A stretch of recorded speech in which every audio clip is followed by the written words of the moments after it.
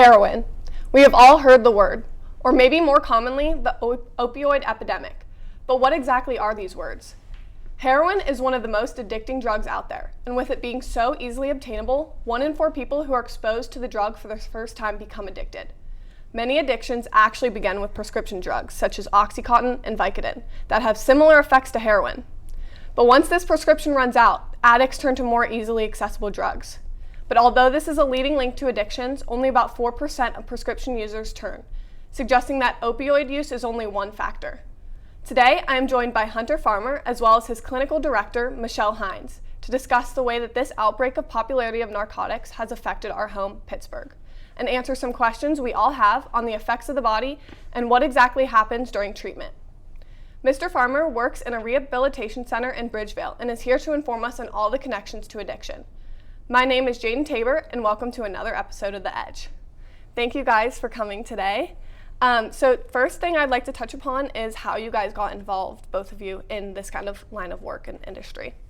If you wanna. Well, in 2006, I became aware that there was a big need for treatment and an unmet need for treatment in the Pittsburgh area because of the rising use of opioids. So I reached out to a fellow Peters Township resident, Tim Grealish, who was well known in the treatment arena, and we were on our way. It was not easy. It took about 3 years to open the program, but we opened Freedom Healthcare in 2009. Wow. And for you? So when I graduated with my bachelor's degree in psychology, I wasn't sure what I wanted to do. Kind of looked into a couple different things, ended up getting a job in a methadone clinic, and really liked working with the population and helping them to change their lives. So it was kind of like I fell into it and ended up being a good fit for me. Yeah, that's awesome. So I know we talked about you guys having a treatment center in Bridgeville, and it's called Freedom Healthcare System. So Services. I'm sorry. So what exactly do you guys do there? Well, we are an outpatient treatment provider, so nobody sleeps over. Mm-hmm. We provide counseling and medication-assisted treatment, specifically utilizing Suboxone to treat opioid use disorder or heroin addiction or any other opioid use. Mm-hmm. As well as Vivitrol. We also utilize Vivitrol, which is an injectable for opioid use as well. Okay, awesome. So, how do you guys help families deal with the concerns that they're having when they come to you guys? So usually we encourage the patients to bring family members in. It's always a good idea to have family members come in and get educated. But also, the addiction affects the whole family, so it's not just affecting the person using, it's affecting everybody around them that's part of their lives. So it's really important for them to get help as well. So, for people that are using, there's AA and NA meetings. For family members, there's Al-Anon and Nar-Anon. It's important for them to get help and to be able to get that support for themselves to help them through this time. And also, it's really important to educate the family that this is a brain disease. It's not a character flaw. It's not bad moral character. And helping them understand that we have to treat this like a disease, and it's a lifelong disease, and not something that will be over soon. Right. So what is one of the most common reasons that you see people seeking help?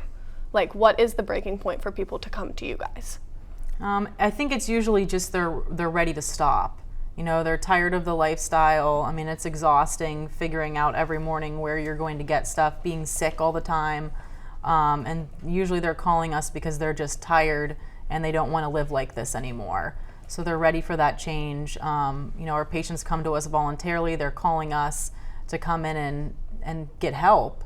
And so I think that's the way the vast majority of people are coming to us, because they're just ready. Yeah. Some others will have legal issues. Mm-hmm. Obviously, they get arrested, they get DUIs, they get caught by loved ones. They are given ultimatums by loved ones. If you don't go to help, I'm leaving you, or I'm throwing you out of the house, or whatever. Right. Consequences there may be. Right. So I know that just from doing my research and everything, that a lot of times people lose motivation. So what are some of the things that you guys do to encourage your patients to stay motivated to get better and get help and finish the treatment? I think just really focusing on the change. When they come into treatment and they get clean, things start to look better in their lives.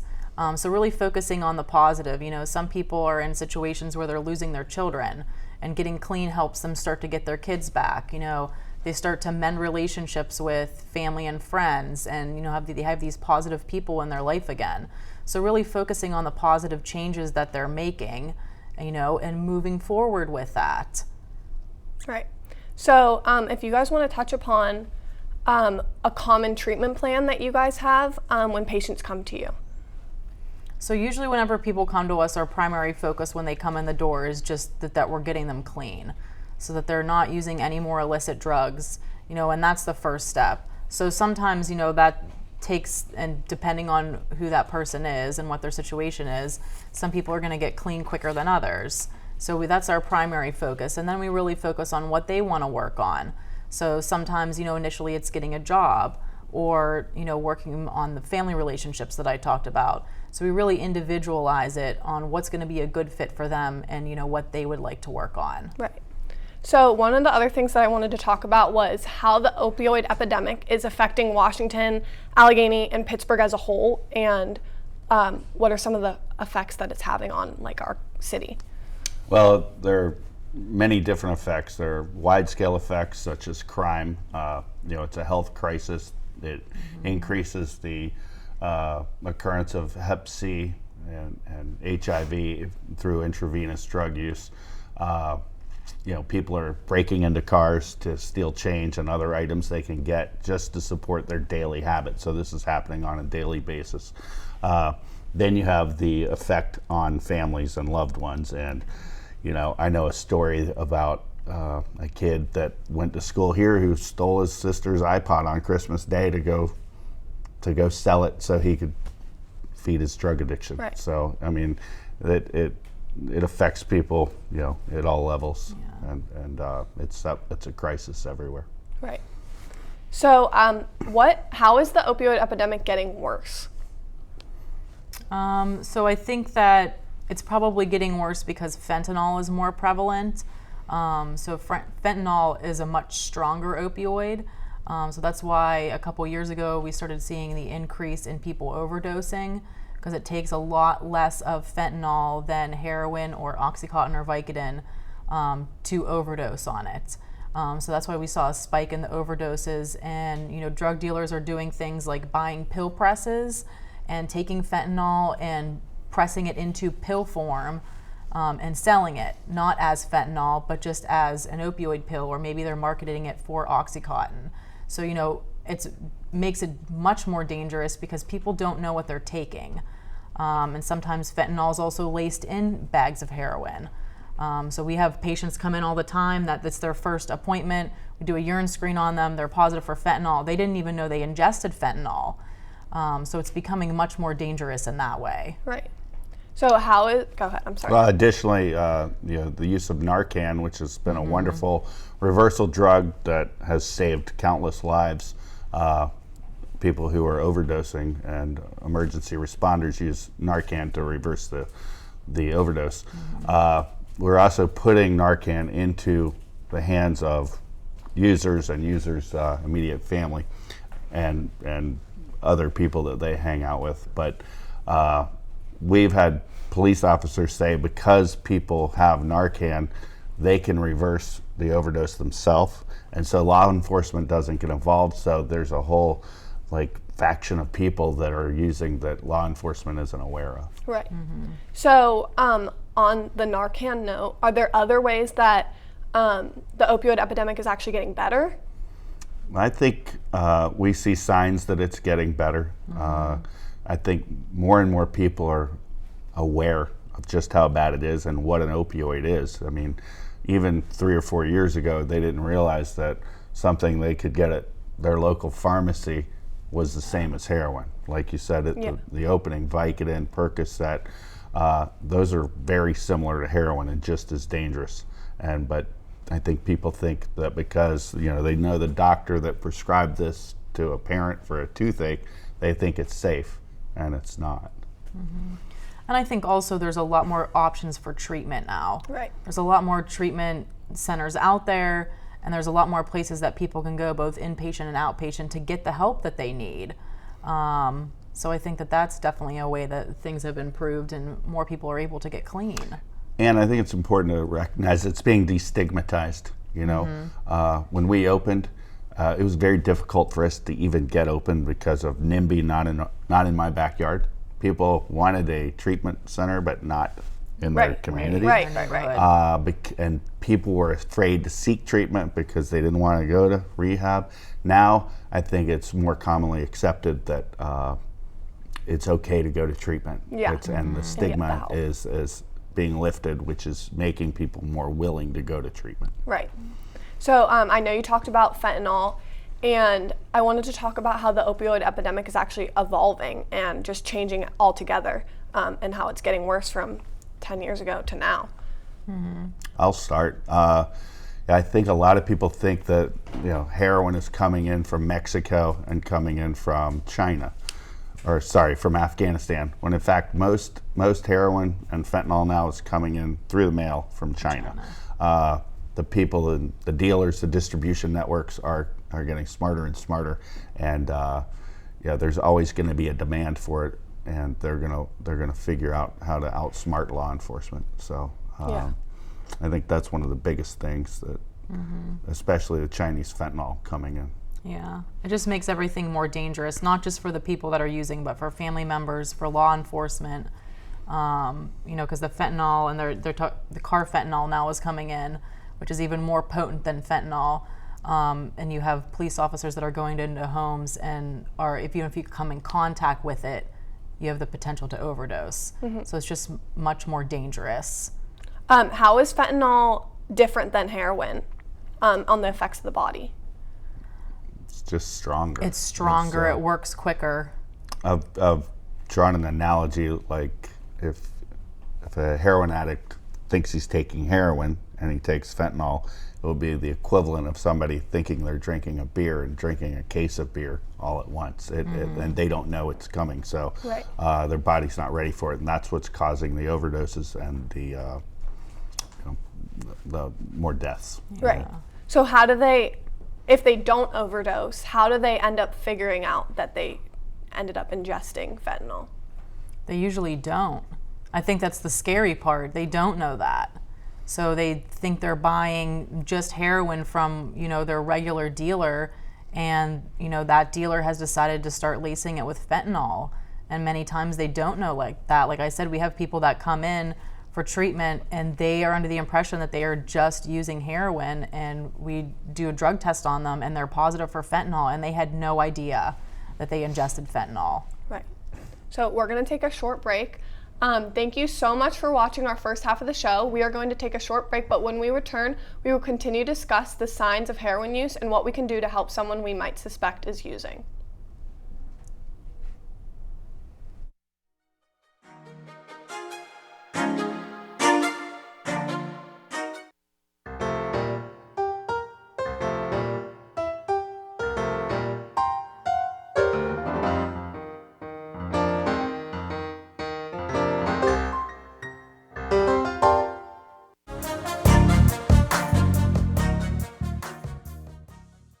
Welcome back to our second half of the show. So one of the things I wanted to touch upon in the second half is how does the heroin, opioid, fentanyl, all those things that we talked about have long-term effects on our bodies after long use or even just short use? I think there's a lot of different things that it affects your body. I mean, initially when you're getting addicted, it's definitely affecting your brain and your brain chemistry, because it is a disease. It can also affect your body in so many ways. If you're IV using, we have a lot of patients that have like collapsed veins. If you miss, it can affect your heart. There's just so many things that it can affect your health and physical health. As soon as you get into any kind of intravenous or IV drug use, injecting, you bring in the possibility of contracting hepatitis A, B, C, HIV, TB. I think it's important to acknowledge that you do not make good decisions when you're using. You have multiple sex partners who have STDs, things like that. Most of our patients who are long-term users look a lot older than they are, and they're worn out, they're tired. It's not glamorous, I assure you.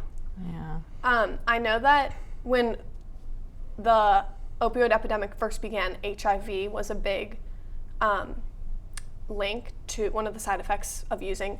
How is that changing or getting better? Is it only from sharing needles? You can get it from sharing needles. I think more prevalent is Hep C.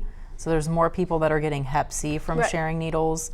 I mean, that's why programs like Prevention Point in Pittsburgh that hand out clean needles, where people, if they're going to continue using, they can go and get clean needles. Things like that are helping to not spread disease if people don't want to get treatment or aren't ready to get clean. But yeah, Hep C is more prevalent than HIV is, at least what we're seeing. Right. So programs like that where they're handing out needles, do you feel like that's better or worse for the epidemic? It's better for not the spread of disease. It's not for spreading disease. Right. So we can't force people to get clean. They have to be ready. They have to want treatment and to want to change their life. So if they're not ready for that yet, this is a place where they can at least be safe, or safer than they were being when they were sharing needles with 2 or 3 different people. Right. It's like a harm reduction model. Yeah. We can't begin to think that everybody's going to stop because they know they should. Look at cigarettes. Everybody who smokes knows it's not good for them. Right. So it's just giving people clean needles to avoid transmission of disease. Right. Yeah.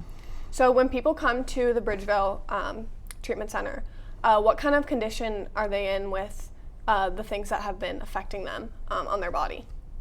So whenever they're coming to us, primarily they're coming in for Suboxone treatment, and so we require them to come in withdrawal. So they have to be sick. So they have to not used whatever opioid they were using, so heroin or a pain pill, Vicodin, Percocet, Oxycontin, for at least 24 hours.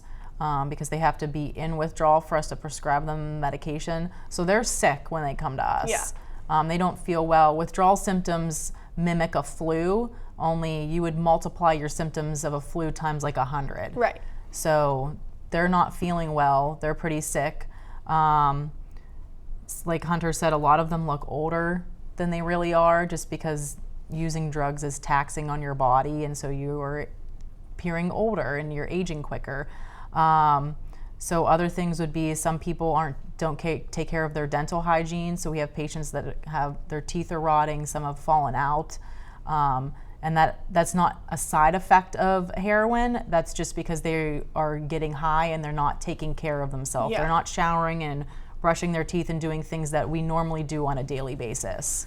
I think it's important to point out that people don't go from normal life to the condition they're in when they come in. Most people don't come into treatment as soon as they need it. Yeah. So, they may have been using for 2 or 3 years to go from, they were in college to then they dropped out of college, then they get kicked out of their house. Now they're, couch surfing, and now they're homeless, and, they live a homeless lifestyle, and then they finally go, enough is enough, and they come in. So, it doesn't look terrible Initially, early on. yeah. I mean, people use because they like it, but once you become addicted, you have to use more and more and more to sustain the same, high, I guess. Right, yeah. And it just becomes a chase. You're always trying to find your dealer, and you're exhausted, and so their lives are in complete disarray and chaotic when they come in. Yeah. Well, and like Hunter said, at some point, they started using because they liked it. They like how they felt. So it was fun initially, and then it stopped being fun. And so when they're coming to us, it's not fun anymore. And they're to the point where they're using just to not be sick on a daily basis. It's not about getting high anymore. It's just about, I don't want to be sick. Right. While we're on that, a lot of people use initially and continue to use because it's they're self-medicating a mental health problem. A lot of users have a history of depression, anxiety, trauma, shyness even.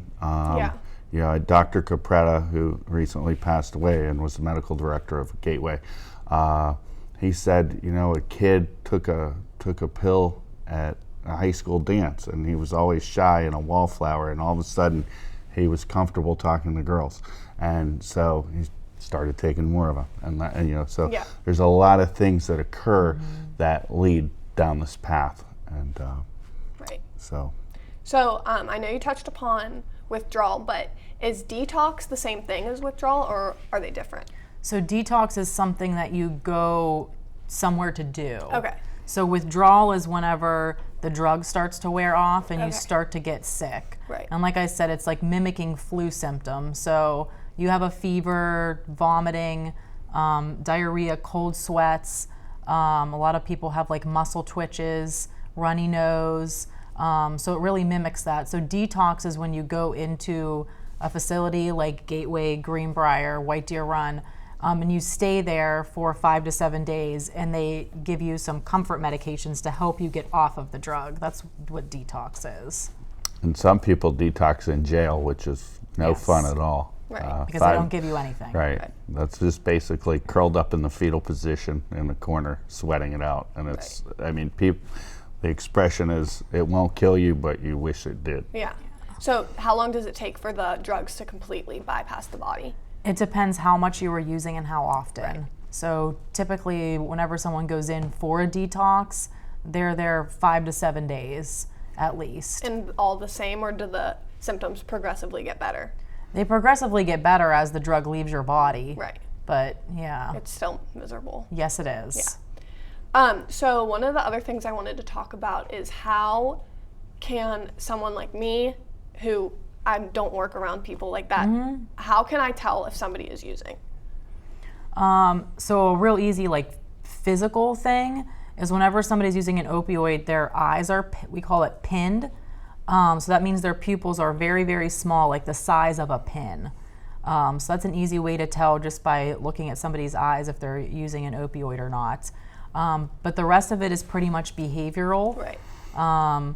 So, if things start going missing, like Hunter talked about, or their behaviors are off, sometimes when they're coming down off of it, like they're starting to get sick, they're more irritated. So it's a lot more behavioral stuff than physical. Right.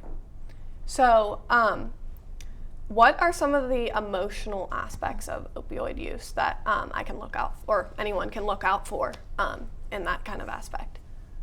Like the emotion, are they dangerous to be around? Are they short-tempered, angry? What are some of the emotional side effects? I don't know if there's necessarily emotional side effects of heroin use. I think that for a lot of people, using opioids actually stuffs their emotion and it numbs them. And sometimes that's why people use, because they've been through something really traumatic and they don't want to feel. So usually they're not really in touch with their emotions at all. That's actually something that we work on when they get clean that first few months, because they're really having this rush of emotions come back, and that can be really overwhelming. Right. But it does, people's priorities change. You'll see that. The love of their life becomes the drug they're addicted to. So, Right. relationships will fall apart, things like that, because they're solely focused on using the drugs, seeking the drugs. So I know that relapse is a really common factor when going through treatment. So why is that? Why is it so hard for people to just stick to it at once? So you have to kind of think about it as you're rewiring your brain. So you've been living a certain way for 2 or 3 years, and that certain way is your life revolves around this drug. Everything you do all day, from the time you wake up to the time you go to sleep, all you're thinking about is, how am I going to get it? How am I going to pay for it? And that's really anxiety producing and stressful. And also, when people come into treatment, everybody pretty much in their lives that they're close with at that point, if it's not family that have stuck with them and tried to help them, are all using also. So when people come into treatment, we're asking them to essentially change everything. So you can't talk to any of your friends anymore. You need to change your phone number. Maybe you have to move. That's a lot of things to do at once. You think about changing one thing, like starting a new job, That's stressful enough changing that one thing, but we're asking them to change everything in their whole entire lives. So that can be really overwhelming and hard. And sometimes then you run into an old friend and maybe you didn't always just use with them. Maybe you guys had a good time together at some point. And so you start hanging out with them and then they pull drugs out. And it's hard to say no. Yeah. And then you end up using. Right. So it's situations like that, that trigger people to relapse. And stress is a big one too, because you forget how to deal with life and when bad things happen. Yeah. So when you have something stressful happen, learning how to deal with that in a healthy way and not just go and get high instead. Right. Another point, if you think of an upside down bell curve, and on this side is normal, okay, and then on the other side at the top is in total recovery. So and the bottom of the bell curve is what was known as rock bottom, okay? So when somebody is in recovery and they use, they don't go back to like the top of the other side. They are almost at rock bottom as soon as they use again, and they get right back into their addiction very quickly. Yeah. So we're actually out of time. So thank you so much for being here, Mr. Farmer and Mrs. Hines. You have informed us with tons of great facts about the opioid epidemic in our home. Many families have unfortunately faced the epidemic and many homes have been negatively affected. Roughly 21 to 29% of opioid prescribed patients misuse them. But knowing the effects of these drugs is only the beginning. Together we can band together to put this epidemic to an end. And although the end might not be exactly near in sight, there are many steps we can take to help. If you or a loved one are affected by the epidemic, please use the hotline on the screen or call the phone number for more information. Thank you so much for watching Peters Township.